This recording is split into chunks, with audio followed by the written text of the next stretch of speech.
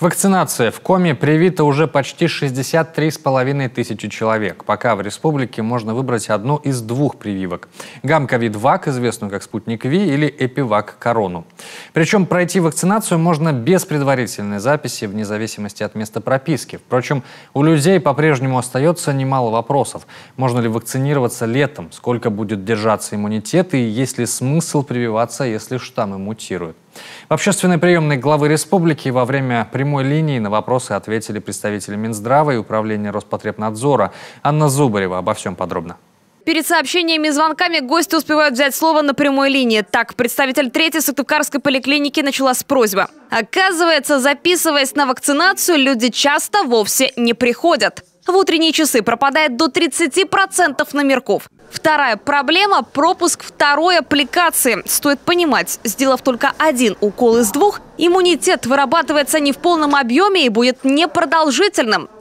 А вот и первый звонок. У меня вопрос. Обязательно ли перед вакцинацией делать анализ на наличие антител? Добрый день, Татьяна Анатольевна. Значит, по действующим нормативным документам исследование анализа крови на уровень антител не нужно проводить.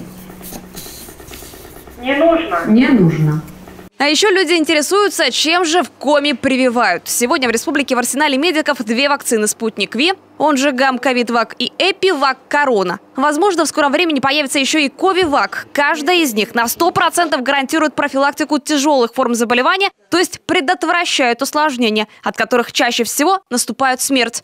И пусть вас не смущает разнообразие вакцин, на это есть своя причина. Некоторые наиболее щадящие, например, некоторые не могут перенести какой-либо компонент одной из вакцин. Поэтому на вооружении у здравоохранения должен быть набор этих вакцин. Врачи поясняют, побочные реакции возможны, будь то повышение температуры до 38, ломота в мышцах и суставах, боль в месте инъекции или покраснение. В первые 3 дня от них никто не застрахован. В целом вакцина переносится хорошо. Легкие формы на фоне вакцинации быть могут, но согласитесь, одно дело перенести заболевание как легкий насморк, и другое дело попасть, например, на реанимационную койку. Иммунизация населения российским спутником Ви проводится сегодня в 50 странах. Понятно, что, скорее всего, одна вакцина на всю оставшуюся жизнь не обезопасит. И хоть какой перерыв должен быть между привычными кампаниями от коронавируса, пока неизвестно, это не значит, что вакцине нельзя доверять. Во всем мире стоят в очередь для того, чтобы привиться. У нас же говорят: ой, так быстро наработали, поэтому мы не будем прививаться. Давайте посмотрим. Ну, давайте посмотрим.